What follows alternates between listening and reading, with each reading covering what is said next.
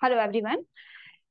इस particular series में हम एनवायरनमेंट के इंपॉर्टेंट आर्टिकल्स डिस्कस करने वाले हैं। So this series called environment this week, that means this week जो जो इंपॉर्टेंट आर्टिकल्स आए होंगे फ्रॉम डिफरेंट न्यूज़पेपर, उनको हम डिस्कस करने वाले हैं। आज जो आर्टिकल हमने पिक किया है वो द हिंदू का है। It is talking about the ethanol blending. ये जो प्रोसेस है इथेनॉल ब्लेंडिंग का, वो हमें समझना है। कंटेक्स्ट क्या है इस आर्टिकल का, मतलब आया क्यों।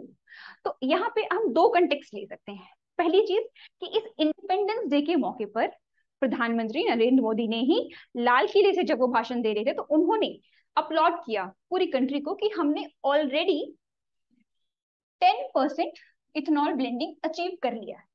ओके, हमारा टारगेट है 20% तक जाने का। अपार्ट फ्रॉम दिस, एक और चीज है जो हमारे लिए इंपॉर्टेंट है यहाँ पर, कि ना कि सिर्फ गवर्नमेंट ऑफ इंडिया यानी कि प्राइम मिनिस्टर ने इसके बारे में बात की, बल्कि नॉर्मली भी ये आर्टिकल हमेशा, या ये पर्टिकुलर टॉपिक जो है आपका, ये हमेशा न्यूज में बना ही रहता है। जितने भी यूपीएससी सीएससी एस्पिरेंट्स हैं उनको पता होगा कि अक्सर कभी ना कभी वो इथेनॉल ब्लेंडिंग के बारे में कुछ ना कुछ पढ़ते रहते हैं। दूसरी चीज एक और है कि जब हम इंडिया के एक रोड मैप की बात करेंगे, जो हमारा इथेनॉल ब्लेंडिंग का रोड मैप है, तो वो कहता है कि हमें 10% हम प्रेजेंटली हैं और हमें 20% अचीव करना है ब्लेंडिंग में बाय द ईयर 2025। अब जब हम कह रहे हैं by the year 2025 we have to achieve 20% of ethanol blending, that means अभी इस साल के बाद भी आने वाले 3 सालों में भी ये आर्टिकल आपका बना रहेगा। तो इससे पहले कि हम और आगे चलें, एक बार समझ लेते हैं कि ये पर्टिकुलर आर्टिकल किस बारे में बात करता है। हालांकि अगर आपको इनमें से कुछ भी समझ नहीं आया होगा तो डोंट वरी, हम आगे अभी डिस्कस करेंगे इसके बारे में। तो ये पर्टिकुलर आर्टिकल बात करता है अंडरस्टैंडिंग इथेनॉल ब्लेंडिंग की।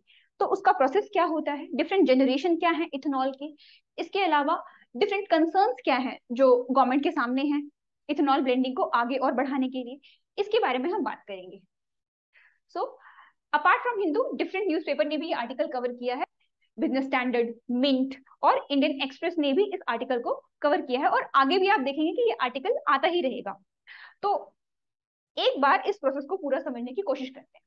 सो बिफोर कि पूरा हम समझे इथेनॉल ब्लेंडिंग क्या है और कंसर्न्स क्या है, पहले समझे इथेनॉल है क्या। तो अगर आप साइंटिफिकली या इसके फॉर्मूले की बात करें तो it is C2H5OH। It is the formula of this particular compound. Ethanol एक कंपाउंड है, कार्बन के 2 एटम्स और 6 हाइड्रोजन और 1 ऑक्सीजन एटम से मिलकर बना हुआ। लेकिन ये तो साइंटिफिक बात होगी ना कि केमिकली इसका कंपोनेंट क्या क्या है। हमारे काम का क्या है, हमें समझना है। बहुत ही लेमन टर्म में हमने लिखा हुआ है कि इथेनॉल है क्या। ये एक एग्रीकल्चर बाय प्रोडक्ट है, यानी कि एग्रीकल्चर प्रोड्यूस जब आप करते हैं, एग्रीकल्चर के जो फाइनल प्रोडक्ट्स हैं, उसमें हम प्राइमरली बात कर रहे हैं यहाँ पे शुगर केन की। तो शुगर केन प्रोसेसिंग के दौरान एक बाय प्रोडक्ट फॉर्म होता है जिसे हम कहते हैं मोलासिस, और वहां से ये कंपाउंड प्रोड्यूस किया जाता है जिसे हमने कहा है इथेनॉल। तो आई होप इतना क्लियर हुआ कि ये आया कहां से। शुगर केन रिफाइनरीज जो होती हैं वो मोलासिस प्रोड्यूस करती हैं, और मोलासिस से इथेनॉल का प्रोडक्शन होता है। ओके, तो इथेनॉल तो ये हो गया, चलिए समझ लिया हमने, बहुत ही बेसिक सा। What do we mean by ethanol blending, detail में समझेंगे, पर उससे पहले आप समझिए कि हो क्या रहा है। You have this crop which is sugarcane. अब जब इसका फर्मेंटेशन होगा इन द रिफाइनरीज, और वहां पर इथेनॉल निकलेगा हमारा, जो भी हमारे बाय प्रोडक्ट निकलेंगे, और फिर उसको हम प्योरीफाई करेंगे। वहां से इथेनॉल फॉर्म हुआ और उसको आप पेट्रोल में ब्लेंड कर देंगे,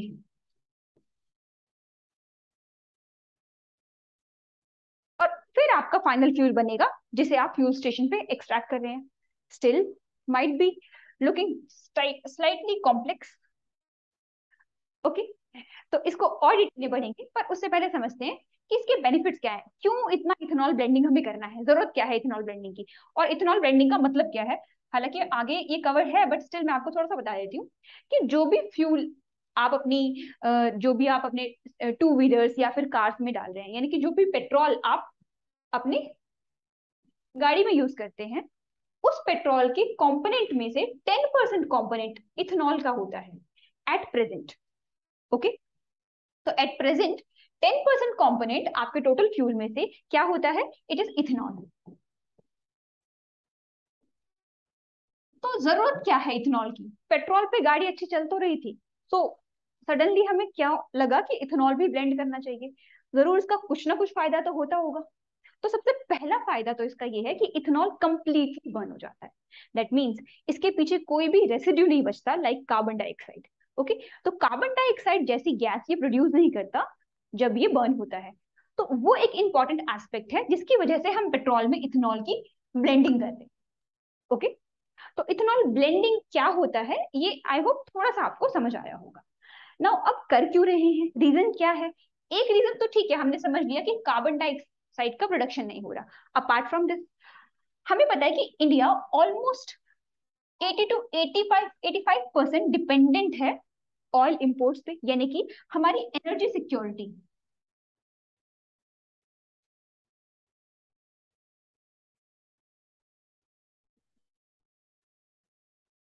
एनर्जी सिक्योरिटी के लिए ये जरूरी है कि हम कुछ ना कुछ ऐसे फ्यूल्स पे डिपेंडेंट हो जो हम खुद प्रोड्यूस कर पाए, जिसकी डिमांड जो भी हमारी कंट्री में है वो डोमेस्टिकली हम खुद प्रोड्यूस कर पाए।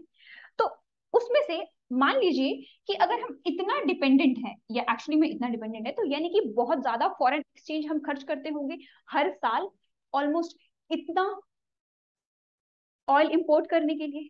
ऑयल या पेट्रोलियम की हम बात करें यहाँ पे कंप्लीटली, तो 80 टू 85% यानी कि सिर्फ 15% ही, या आप कह सकते हैं 15 to 20% ही हमारा डोमेस्टिक प्रोडक्शन है।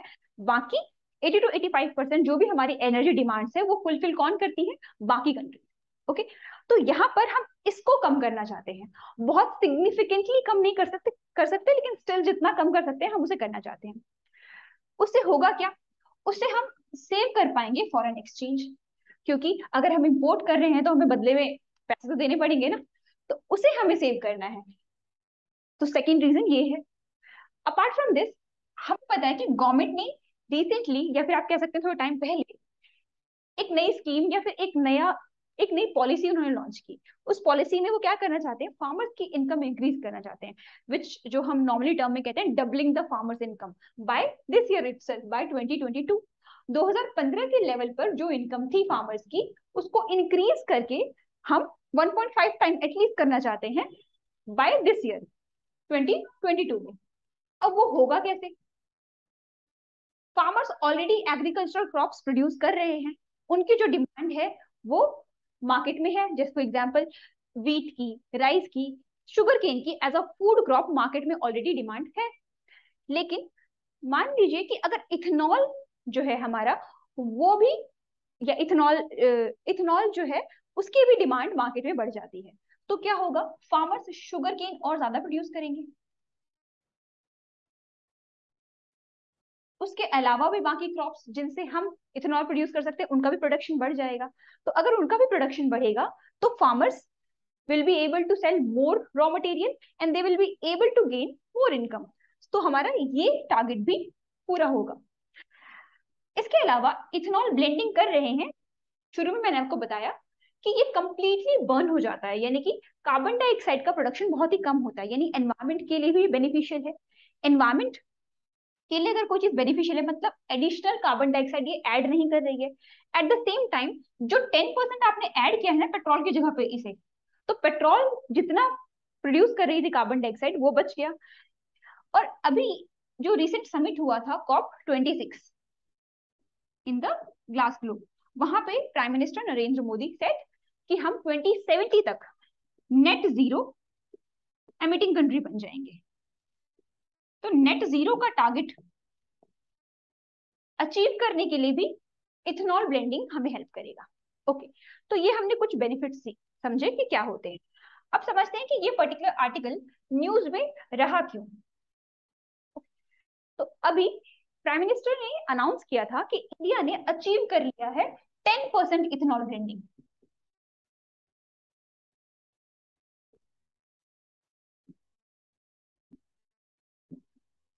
rather I should write it here itself. Okay, so government said कि इंडिया ने ऑलरेडी अचीव कर लिया है 10% ऑफ इथेनॉल ब्लेंडिंग। हमारा टारगेट क्या है, नीति आयोग लास्ट ईयर जून में, यानी कि जून 2021 में एक विजन या एक रोड मैप लेकर के आई थी। उस रोड मैप के अकॉर्डिंग उन्होंने क्या कहा, उन्होंने कहा कि हमें देखिए 10% तो अचीव करना है एज सुन एज पॉसिबल, लेकिन हमारा टारगेट है कि हम 20% इथेनॉल ब्लेंडिंग को अचीव करें। यानी कि हमारे व्हीकल में जितना फ्यूल डलता है उसका 20% या 20% पार्ट किससे आएगा, इथेनॉल से आएगा। ये हमारा टारगेट है। और अगर हम कह रहे हैं टारगेट है तो कोई पर्टिकुलर ईयर भी तो होगा जब तक हमें वो टारगेट फुलफिल करना होगा। वो ईयर कौन सा है, 2025। इनिशियली ये ईयर 2030 था, लेकिन रिसेंटली इसको एडवांस कर दिया गया है, जो कि अच्छी बात है, 2025 तक। तो प्राइम मिनिस्टर मोदी ने इसके बारे में बात की, नीति आयोग भी कहता है कि हमें 20% अचीव करना है। हमने समझा कि इथेनॉल है क्या चीज, केमिकली उसकी कॉम्पोजिशन क्या है, या फिर वो किस तरह से एग्रीकल्चर प्रोड्यूस से हम प्रोड्यूस करते हैं। अपार्ट फ्रॉम दिस हमने ये भी समझा कि इसके बेनिफिट्स क्या हैं। तो ये सब पढ़ने के बाद अब इथेनॉल को थोड़ा सा और अच्छे से समझने की कोशिश करते हैं कि हमने पढ़ लिया इथेनॉल क्या है, उसके कुछ इथेनॉल ब्लेंडिंग के क्या बेनिफिट्स होंगे, इसके बारे में हमने बात की। अब समझते हैं इथेनॉल के ग्रेड्स क्या हैं। यानी कि जो आप इथेनॉल अपने व्हीकल्स में डालते हैं उसको आप दो कैटेगरी में डिवाइड कर सकते हैं, या उसके बेसिकली टू टाइप्स होते हैं। कौन से हैं वो टाइप्स, या टाइप्स बोले आप इसको, या फिर आप बोले generation. What are the two generation of this particular biofuel या फिर इथेनॉल। अब आप इथेनॉल के प्रोडक्शन के लिए रॉ मटेरियल कौन सा यूज कर रहे हैं, किस तरह का रॉ मटेरियल हम यूज कर रहे हैं इथेनॉल को प्रोड्यूस करने के लिए। शुरू में मैंने डिस्कस किया कि शुगर केन से प्रोड्यूस करते हैं, राइट।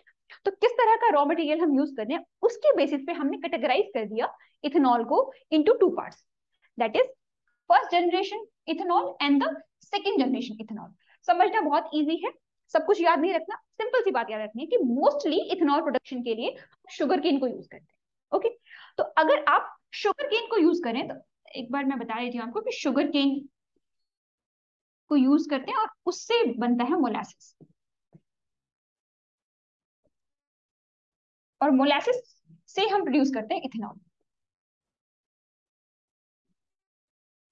ओके, सो तो प्राइमरली इंडिया में और मोस्टली हर जगह पर ही शुगर केन जो है वो एक प्राइमरी रॉ मटेरियल है जिससे कि हम मोलासिस प्रोड्यूस करते हैं और वहां से इथेनॉल। यानी कि कोई भी जो आपका इथेनॉल है जो कि मोलासिस से प्रोड्यूस हो रहा है तो उसको हम बोलेंगे फर्स्ट जनरेशन इथेनॉल। अब मोलासिस के अलावा आप कोई भी अदर कमोडिटी अगर यूज करते हैं तो उसको हम बोलेंगे सेकेंड जनरेशन। तो मोलासिस के अलावा हम क्या यूज कर सकते हैं, we can use rice straw, wheat straw, corn cob, bagasses, bamboo, woody biomass, यानी इनमें से आप कुछ भी यूज करें तो उसको हम बोलेंगे second generation of ethanol.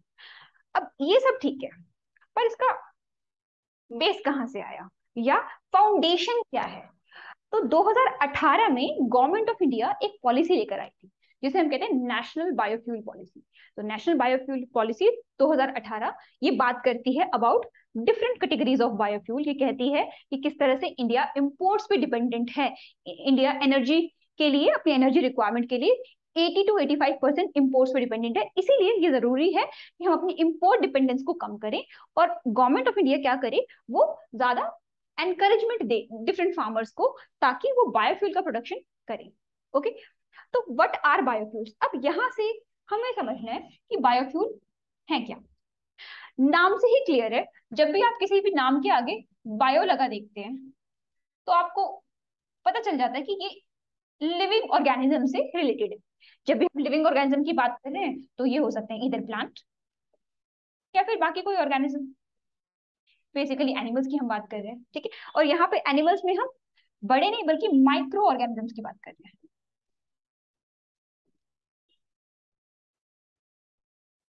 So biofuel यानी कि ऐसा फ्यूल जो कहाँ से डिराइव्ड है, बायोलॉजिकल रिसोर्सेज से। वो बायोलॉजिकल रिसोर्सेज क्या हो सकते हैं, it could be plant, it could be some other microorganism, क्योंकि ऑर्गेनिज्म से हम नहीं बनाएंगे ना, ठीक है। ओके, सो एक लेमन लैंग्वेज में या लेमन टर्म में क्या कह सकते हैं हम, क्या हो सकता है हमारा biofuel. It states that a layman definition क्या है, a fuel that gains its energy through the use of already existing carbon in the atmosphere. Remember, already अब अगर मान लीजिए, इसको ऐसे समझते हैं, मान लीजिए आपने कोई एक प्लांट ग्रो किया, लेट्स से हमने ग्रो किया मेज। ओके, तो मेज का जो प्लांट है या फिर ये जो जो क्रॉप है आपकी, जब ये ग्रो होगी तो उस ग्रोइंग पीरियड के दौरान वो एटमॉस्फेयर से जो कार्बन डाइऑक्साइड है उसको यूज करेगी इन इट्स ग्रोथ पीरियड, अपनी ग्रोथ के लिए। ओके, तो इसने कोई एडिशनल कार्बन डाइऑक्साइड प्रोड्यूस नहीं किया, बल्कि जो ऑलरेडी एटमॉस्फेयर में प्रेजेंट था कार्बन डाइऑक्साइड उसे यूज किया। ओके, और उसे यूज करके इसने कैप्चर कर दिया। अगर आप इसे बर्न करते हैं नाउ, कि ये प्लांट जो है जितना आपने इसमें से कॉर्न कॉब निकाल ली और उसके बाद जो बचा है आप उसे बर्न करते हैं, जब आप उसे बर्न कर रहे हैं तो आप कोई एडिशनल कार्बन डाइऑक्साइड नहीं डाल रहे हैं, एडिशनल CO2 आप रिलीज नहीं कर रहे हैं एनवायरमेंट में। ये कौन सा कार्बन डाइऑक्साइड रिलीज कर रहा है? वो जो इसने अपनी ग्रोथ पीरियड के दौरान ही कैप्चर किया था। तो इसको हम कहते हैं बायोफ्यूल। तो ऐसा बायोफ्यूल जो क्या करे, एनर्जी, अब ये हमें जब आप इसे जलाएंगे तो एनर्जी तो मिलेगी आपको in the form of heat, in the form of light. तो दोज एनर्जी वो कहाँ से आई है? Basically existing carbon dioxide in the atmosphere. और इसकी अगर लीगल डेफिनेशन या ज्यादा हम कहें और बेटर डेफिनेशन जो एग्जैक्टली डिफाइन करे इसको, तो हम कह रहे हैं कि any fuel with an 80% minimum content by volume of the material derived from living organism harvested within the 10 years preceding its manufacture। अब थोड़ा कॉम्प्लेक्स लग रहा होगा, let me simplify it for you. हम कह रहे हैं कि कोई भी ऐसा फ्यूल जिसका जो 80% कंटेंट है ना वो लिविंग ऑर्गेनिज्म से आता हो, और जब हम 80% की बात कर रहे हैं we are saying minimum 80% by volume, यानी जितना भी उसका वॉल्यूम है इस पर्टिकुलर फ्यूल का, उस वॉल्यूम का 80% जो है वो किससे आ रहा है? From the living organism. Okay, अच्छा, और ये जो लिविंग ऑर्गेनिज्म जिसकी हम बात कर रहे हैं ना, ये इन द रिसेंट 10 ईयर के अंदर ही हुआ होना चाहिए। यानी कि अगर आप किसी एल्गी की बात कर रहे हैं तो वो आज से पिछले 10 साल के बीच में जो एल्गी बनी है, या तो उससे ये फ्यूल आना चाहिए। अगर आप किसी प्लांट की बात करें तो आज से पिछले 10 साल के बीच में जो कोई प्लांट ग्रो हुआ है उससे ये फ्यूल आना चाहिए, वरना तो फिर हमारे फॉसिल फ्यूल भी इसी कैटेगरी में आ जाएंगे, क्योंकि वो, लेकिन वो आज से कई साल पहले बने हैं, तो उसको हम कंसिडर नहीं करेंगे एज अ बायोफ्यूल। ठीक है, इतना क्लियर है? वरना हो सकता है हमें से कुछ लोग ये सोचे तो फिर प्रॉब्लम क्या है with fossil fuel? Fossil fuel भी तो लिविंग ऑर्गेनिज्म और प्लांट से ही बने थे। ठीक है, लेकिन वो हम इसके अंदर कंसिडर नहीं कर रहे हैं, बिकॉज वो 10 ईयर से पहले बने, इनफैक्ट वो तो थाउजेंड्स ऑफ ईयर से पहले बने हैं। ठीक है, तो these are the two definition, basic and ज्यादा अगर हम प्रोफेशनल बात करें तो। अब समझते हैं, हमने बायोफ्यूल समझ लिया कि बायोफ्यूल एक इस तरह का फ्यूल है जो लिविंग प्लांट या ऑर्गेनिज्म से मिलता है। ओके, ऑल्सो ये एक रिन्यूएबल सोर्स ऑफ एनर्जी है, क्योंकि आप प्लांट को बार बार ग्रो कर सकते हैं, वो एटमॉस्फेयर से कार्बन डाइऑक्साइड कैप्चर करेगा, फिर आप उसको बर्न करिए, आपको एनर्जी मिलेगी, वो कार्बन डाइऑक्साइड फिर वापस से एटमॉस्फेयर पे रिलीज हो जाएगी, फिर आप अगेन उसको ग्रो कर सकते हैं किसी और प्लांट को। ठीक है, तो बायोफ्यूल को हमने डिवाइड कर दिया है इंटू 4 जनरेशन। कि जनरेशन क्या है, जिस तरह से ये यहाँ पे आपको जो फिगर्स है ये डायग्राम्स इंडिकेट कर रही होंगी क्या हमारा मतलब है, बेसिक से समझने की कोशिश करें, फिर हम डिटेल में इसको पढ़ेंगे कि टाइप्स क्या है। हमने कहा इसके 4 प्राइमरी जनरेशन है, 4 टाइप्स। 4 कौन कौन से हैं? जिसको हम कह रहे हैं फर्स्ट जनरेशन, ये वो बायोफ्यूल है या ये वो बायोमास है जो हम कहाँ से हमने लिया है? कोई भी फूड क्रॉप है। फूड क्रॉप कौन कौन सी होती है? Like wheat, like sugarcane, like soybean, rice, या फिर जितने भी फूड क्रॉप है ये उससे डिराइव्ड है। सो इसको हम बोलेंगे first generation of biofuel. So edible biomass से जो जनरेट होती है। ओके, सेकेंड जनरेशन बायोफ्यूल क्या है? ये वो बायोफ्यूल है जो कि नॉन फूड क्रॉप से ग्रो कर रहे हैं हम। नॉन फूड क्रॉप जैसे कि वुड से, स्ट्रॉ से, ग्रास से, वेस्ट मटेरियल जो है ये भी है तो प्लांट डिपेंडेंट ही सबका, सब कुछ प्लांट से ही मिल रहा है आपको, वुड, स्ट्रॉ, ग्रास या फिर जो प्लांट वेस्ट है, लेकिन ये नॉन एडिबल है, you can not eat would ना। ठीक है, ओके। अब जो थर्ड जनरेशन ऑफ बायोफ्यूल है ये हम प्लांट से नहीं, ना तो एडिबल ना ही नॉन एडिबल, बल्कि हम एल्गी या फिर माइक्रो ऑर्गेनिज्म से जनरेट करते हैं। जब हम माइक्रो ऑर्गेनिज्म की बात करें तो हम बेसिकली बात करें माइक्रो एल्गी की। और जो फोर्थ जनरेशन बायोफ्यूल है ये वो बायोफ्यूल है, दे आर जेनेटिकली इंजीनियर्ड इन सच अ वे कि ये ना कि सिर्फ प्रोड्यूस करेंगे बायोफ्यूल, बल्कि ये कैप्चर भी करेंगे कार्बन फ्रॉम द एटमॉस्फेयर। सो यहाँ पे अपना डबल फायदा है, हम एडिशनल कार्बन डाइऑक्साइड प्रोड्यूस नहीं कर रहे हैं in the form of biofuel, क्योंकि बायोफ्यूल जब बर्न करेंगे वो कंप्लीटली बर्न हो जाएंगे, ठीक है। एट द सेम टाइम हम एटमॉस्फेयर से भी कैप्चर कर रहे हैं कार्बन डाइऑक्साइड, ठीक है। तो लेकिन हालांकि ये दोनों जो है स्टिल अभी प्रॉपरली डेवलप नहीं हो पाई है, स्टिल हम इन दोनों पे अटके हुए हैं, फर्स्ट जनरेशन और सेकेंड जनरेशन की। अब आपको याद आया होगा जब इथेनॉल ब्लेंडिंग की बात करें तो हमने इथेनॉल में भी कंपैरिजन किया था कि वहां पे दो जनरेशन है इथेनॉल के, first generation and second generation. थोड़ा सा समझते हैं और डिटेल में कि बायोफ्यूल्स की बात क्या है, जनरेशन की बात क्या है, ठीक है। तो derived from food crops, generation one की बात करें तो फूड क्रॉप्स जैसे हमने लिया एग्जाम्पल ले लिया wheat, sugarcane and soybean, ठीक है। अच्छा, लेकिन अब यहाँ पे एक प्रॉब्लम है, क्या है वो? Food versus fuel debate. मान लीजिए अब आप फ्यूल जनरेट करने लग गए, सॉरी, अगर आप फूड क्रॉप से जनरेट कर रहे हैं इथेनॉल, या इथेनॉल ब्लेंडिंग के लिए इसको यूज कर रहे हैं, इथेनॉल प्रोडक्शन के लिए फूड क्रॉप्स को यूज कर रहे हैं, तो इट इज पॉसिबल कि मोर एंड मोर फार्मर्स वो क्रॉप ग्रो करने लग जाएंगे जो कि शुगर मिल्स या फिर जो इथेनॉल प्रोड्यूसिंग कंपनीज हैं वो खरीदती हूँ। तो इस तरह से जो नेट एरिया है जिसमें फूड क्रॉप प्रोड्यूस होती थी वो कम हो जाएगा। ओके, तो यहाँ पर एक ये इशू आता है। सेकेंड जनरेशन जो कि नॉन फूड क्रॉप से प्रोड्यूस होते हैं लाइक वुड या फिर एग्रीकल्चरल रेसिड्यू, ये वही है जिनकी वजह से हमारा एनवायरमेंटल पोल्यूशन कंट्रोल में आएगा, क्योंकि फार्मर्स आर यूजिंग जो rest of the agriculture residue होता है उसको वो बर्न कर देते हैं in the form of stubble burning. हमने सुना है, बहुत ज्यादा इंपॉर्टेंट टॉपिक भी रहता है हमारा, फॉरेस्ट्री वेस्ट या फिर बाकी किसी तरह के ऑर्गेनिक वेस्ट, ठीक है। अच्छा, अपार्ट फ्रॉम दिस हमने थर्ड जनरेशन पढ़ा, कहाँ से आता है ये? एल्गी और माइक्रोब्स में, ठीक है। अब यहाँ पे एक चीज अच्छी है कि यहाँ पे आपको कोई लैंड नहीं चाहिए प्रोड्यूस करने के लिए, यहाँ पे तो आपको लैंड चाहिए। ऑलरेडी इंडिया में लैंड रिसोर्स बहुत ही ज्यादा कम है एज कंपेयर टू जो हमारी पॉपुलेशन है, ठीक है। तो वहां पे अब हम और लैंड अफोर्ड नहीं कर सकते ना कि हम और लैंड पर बायोफ्यूल जनरेट करें, तो यहाँ पे हमारे थर्ड जनरेशन बायोफ्यूल एक इंपॉर्टेंट रोल प्ले करते हैं। और लास्ट जो हमने पढ़ा कि ये कौन से हैं, they are modified by genetic engineering, ठीक है। सो ये हमारे चार जनरेशन है बायोफ्यूल्स के। अब बात करते हैं नेशनल बायोफ्यूल पॉलिसी की, जिसके बारे में हम शुरू से बात कर रहे हैं और शुरू से मैंने इसका आपको रेफरेंस दिया था। नेशनल बायोफ्यूल पॉलिसी 2018 में आई थी और इसके कुछ खास पॉइंट क्या हैं, इसका एम क्या है और ये करना क्या चाहती है। तो इसका टारगेट क्या है, देखिए, it has a target of 20% blending of ethanol. तो जो आपने आर्टिकल अभी पढ़ा था ना, कि हम बात करते कि आर्टिकल में कि हमें क्या करना है, 20% ब्लेंडिंग करनी है, वो आया कहाँ से था?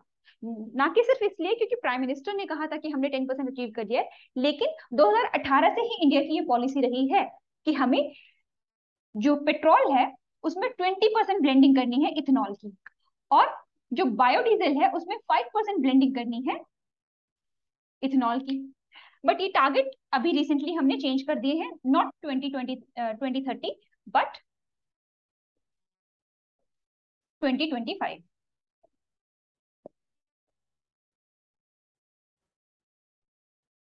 ओके, सो ये हमारा प्राइमरली इस पर्टिकुलर पॉलिसी का टारगेट ये था कि 20% पेट्रोल में और 5% डीजल में हमें ब्लेंडिंग करनी है बाय द ईयर 2025। इसके अलावा ये क्या करती है पॉलिसी, ये इस पॉलिसी ने बायोफ्यूल्स को कैटेगराइज कर दिया है on the basis of, basically उनका नाम क्या दिया इसने, इसने बोला एडवांस बायोफ्यूल और दूसरा बेसिक बायोफ्यूल, ठीक है।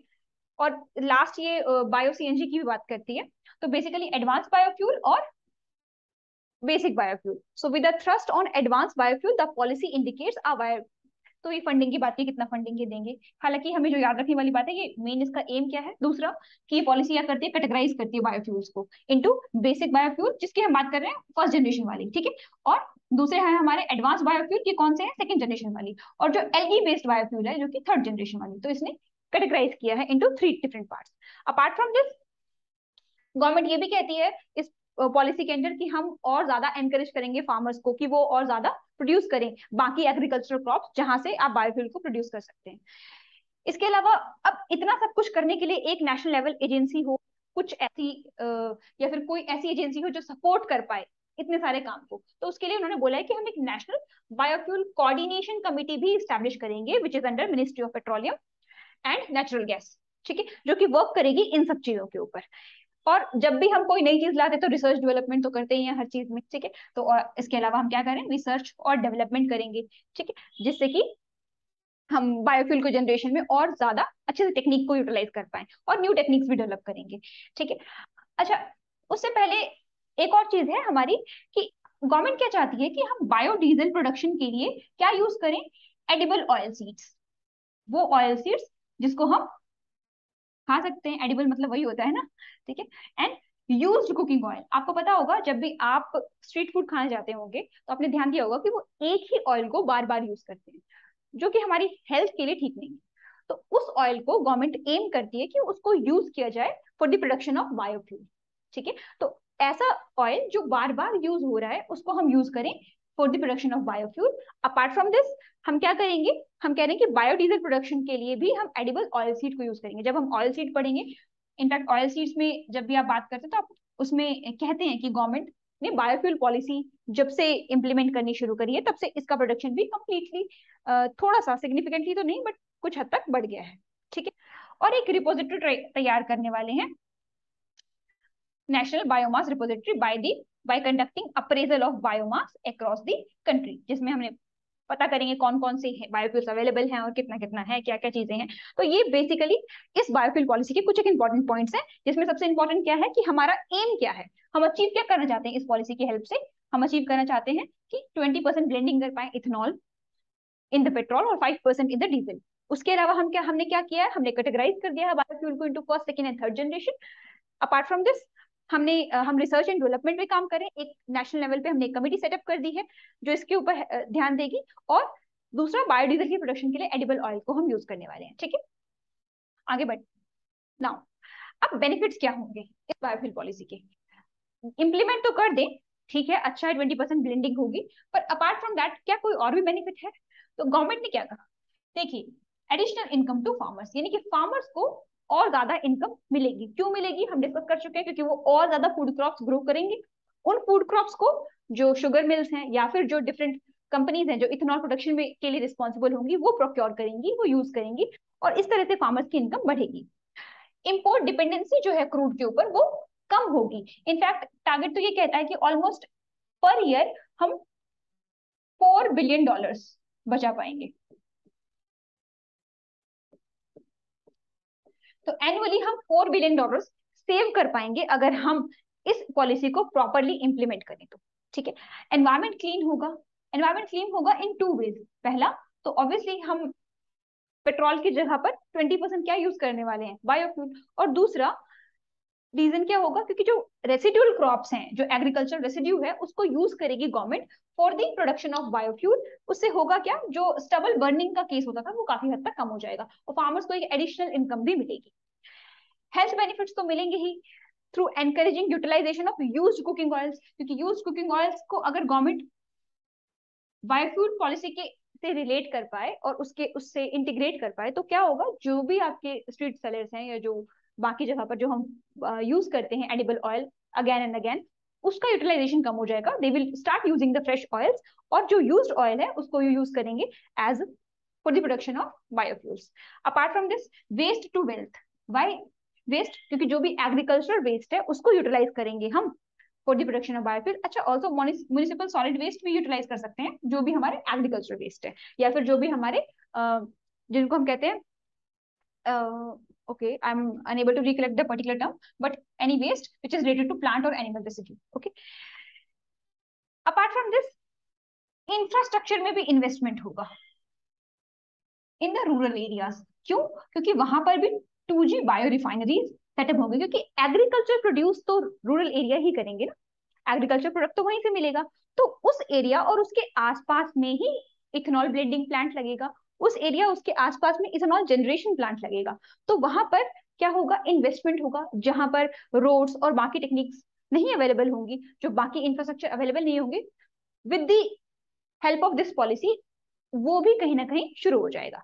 एंड अगर नई रिफाइनरी शुरू होंगी तो ऑब्वियस सी बात है, एम्प्लॉयमेंट जनरेशन तो होगा ही, क्योंकि बायो रिफाइनरीज होंगी, प्लांट ऑपरेशन, विलेज लेवल पे भी एंटरप्रेन्योर्स बनेंगे और सप्लाई चेन मैनेजमेंट शुरू हो जाएगा वहां से। ठीक है। तो these are some of the benefits of national biofuel policy. ध्यान रखना है कि जो आर्टिकल आपने इथेनॉल ब्लेंडिंग का पढ़ा वो इससे डिराइव्ड है एक्चुअली। आपको ये समझना जरूरी है कि बायोफ्यूल क्या है और बायोफ्यूल पॉलिसी क्या है गवर्नमेंट की, बायोफ्यूल के क्या फायदे हैं, क्या उसके टाइप्स हैं, जो प्रीलिम्स के लिए तो इंपॉर्टेंट है ही टाइप्स ऑफ बायोफ्यूल्स, लेकिन मेंस के लिए इंपॉर्टेंट है आपकी नेशनल बायोफ्यूल पॉलिसी और उसके बेनिफिट्स। और वहीं से डिराइव हुआ आपका इथेनॉल वाला आर्टिकल, इथेनॉल ब्लेंडिंग जो गवर्नमेंट कर रही है, क्यों कर रही है, बिकॉज हमारी इस पॉलिसी का वो एम था। ओके नाउ, अब ये सब तो ठीक है, जो भी हम बात करें सब अच्छी अच्छी बातें हुई, सब अच्छा हो जाएगा, हर जगह सब लोगों को खुशियां मिलेंगी, लेकिन क्या कुछ कंसर्न भी है इस पॉलिसी के? ऐसा तो पॉसिबल नहीं है ना कि कोई भी आप नई चीज करना चाहें और उसके कोई भी ड्रॉबैक्स ना हो, कुछ ना कुछ प्रॉब्लम्स तो आती ही हैं। तो यहाँ पर भी हमारे कुछ एक कंसर्न्स हैं with regard to ethanol blending, with regard to this policy also. पहला कंसर्न क्या है, आर्टिकल में भी मेंशन है कि ऑटो इंडस्ट्री ने कुछ कंसर्न अपने सामने रखे हैं। उन्होंने क्या कहा है, अब आप देखिए कि जो प्रेजेंटली जो इंजन यूज कर रहे हैं वो 100% पेट्रोल पे चल रहा है। ओके, तो जो इंजन है या फिर जितने भी कंपोनेंट्स हैं आपके व्हीकल के, वो कंप्लायंट है कि उसमें petrol as a fuel run करेगा। नाउ, अगर हम पेट्रोल में ब्लेंडिंग कर रहे हैं 10% और फिर आगे फेज मैनर में हम 20% करने वाले हैं, तो जो इथेनॉल होता है आपका, इसकी मेजर प्रॉब्लम क्या है, रस्टिंग। मतलब जो आपके व्हीकल के कंपोनेंट हैं उसमें रस्टिंग की प्रॉब्लम आएगी, साथ ही साथ जितने भी कंपोनेंट है, बी इट फ्रॉम आयरन या फिर जो स्टील का कंपोनेंट है आपके व्हीकल में लगा हुआ, जो प्लास्टिक के कंपोनेंट है, वो प्रॉपरली फंक्शन नहीं कर पाएंगे विद द 10% और 20% इथेनॉल ब्लेंडिंग की। अब वो फंक्शन नहीं कर पाएंगे तो क्या करें, इथेनॉल ब्लेंड करना छोड़ दें? नहीं, हमें इथेनॉल को चेंज नहीं करना, बल्कि अपने व्हीकल की जो पर्टिकुलर इंजन और उसकी जो फॉर्मेशन उसको बदलना है। यानी कि इथेनॉल ब्लेंडिंग तो है इंपॉर्टेंट, हमने पढ़ लिया किस तरह से उसके बेनिफिट्स थे, गवर्नमेंट भी प्रॉमिस कर चुके 2070 तक हमें नेट जीरो बनना है, फार्मर्स की इनकम बढ़ानी है, ठीक है, और एनवायरमेंटल बेनिफिट भी है। तो उसके लिए जरूरी है कि जो हमारे व्हीकल्स है ना वो कंप्लायंट हो, उनके जो इंजन है और उनके जो डिफरेंट कंपोनेंट्स हो वो इस तरह से बनाए जाए ताकि उसका ऑप्टिमाइज, इंजन को हमें ऑप्टिमाइज करने की जरूरत पड़ेगी और कंपोनेंट्स इस तरह से हो कि वो 10% और 20% ब्लेंडिंग के लिए तैयार हो आपका कंपोनेंट। तो ऑटो इंडस्ट्री को ये करने की जरूरत है, उन वहां पर एक हैवी इन्वेस्टमेंट लगेगा, क्योंकि हमें जो प्रेजेंट इंजन है उनको चेंज करना है in the phase wise manner. In fact industry ने तो प्रॉमिस भी किया कि वो 2023 तक अपने व्हीकल्स को E20 के लिए कंप्लायंट करने की। अच्छा, एक और चीज ध्यान रखनी है कि जो दो टर्म्स है, एक E10 और E20, इसको आप देखेंगे बार बार हम यूज कर रहे हैं न्यूज़पेपर में और बार बार आता भी रहेगा, हो सकता है प्रीलिम्स में पूछ ले कि ये दोनों टर्म्स किससे रिलेटेड है, तो आपको ध्यान रखना है। ई यहाँ पे इंडिकेट कर रहा है इथेनॉल और 10 का मतलब है 10%, ठीक है, मतलब इथेनॉल की 10% ब्लेंडिंग हो रही है, और E20 का मतलब है इथेनॉल की 20% ब्लेंडिंग हो रही है, ठीक है। तो E10 और E20, तो ऑटो इंडस्ट्री ने भी कहा कि वो E20 से E20 के लिए कंप्लाइंट बनाएंगे अपने व्हीकल्स को, तो ये कंसर्न तो है ही, लेकिन इसका सोल्यूशन भी वो खुद से सामने लेकर के आए हैं। ओके, इसके अलावा और क्या डिबेट है? दूसरा, हमने जब पढ़ रहे थे फर्स्ट जनरेशन बायोफ्यूल, तब हमने पढ़ा था कि एक फूड वर्सेस फ्यूल की भी डिबेट है, क्योंकि आपको पता है कि इंडिया का पॉपुलेशन ऑलरेडी बहुत ज्यादा है, उतनी पॉपुलेशन को फीड करने के लिए हमें जो फूड है वो बहुत ज्यादा चाहिए, ठीक है। नाउ, अब अगर हम फूड क्रॉप्स की बजाय फ्यूल क्रॉप्स को ग्रो करने लग जाएं, तो कहीं ऐसा ना हो कि जो हम एनर्जी सिक्योरिटी पाना चाहते हैं उसकी जगह हम फूड में ही इनसिक्योर बन जाए, यानी कि फूड के लिए ही दूसरी कंट्रीज पे डिपेंडेंट हो जाए, तो वो ना हो पाए, इस बात का भी हमें ध्यान रखना है, ठीक है। और जो लास्ट पॉइंट है वो है हमारा वाटर और लैंड रिसोर्सेज। जब हम थर्ड जनरेशन बायोफ्यूल पढ़ रहे थे तो हमने एक बात कही थी कि इनको लैंड रिसोर्सेज की भी जरूरत नहीं है। इमेजिन करिए कि इतनी बड़ी पॉपुलेशन को आपको फीड करना है, यानी कि आपके पास एरिया तो आपको चाहिए उतना एग्रीकल्चरल फूड क्रॉप्स ग्रो करने के लिए। Now in addition to agricultural food crops, आपको वो क्रॉप्स भी ग्रो करनी है जिससे कि आप बायोफ्यूल बना सके। हमने बात की शुगर केन, हमने बात की सेकंड जनरेशन बायोफ्यूल्स की, तो उन क्रॉप्स को भी हमें ग्रो करना है जिससे कि बायोफ्यूल बने। तो लेकिन लैंड तो लिमिटेड है ना, उसको तो वी कैन नॉट स्ट्रेच और इंक्रीज, राइट। तो लिमिटेड लैंड को हम किस तरह से यूज करें कि हमारा फूड भी जनरेट हो पाए, फ्यूल के लिए भी जो लैंड चाहिए वो भी यूटिलाइज हो पाए। ओके, अपार्ट फ्रॉम दिस हमें ध्यान रखना है कि हमारी वाटर रिसोर्सेज भी डिप्लीट हो सकते हैं, वो भी एक मेजर कंसर्न है, क्योंकि इंडिया का एग्रीकल्चर मोस्टली मॉनसून डिपेंडेंट है, यानी कि इंडिया में एग्रीकल्चर की डिपेंडेंसी मॉनसून पे बहुत ज्यादा है। जो भी हमारे फार्मर्स हैं वो मानसून पे हेविली रिलाई करते हैं। अगर मानसून किसी ईयर बहुत अच्छी हो गई तो हमारी क्रॉप्स बहुत ज्यादा ग्रो करती है, ठीक है। पर किसी ईयर अगर मानसून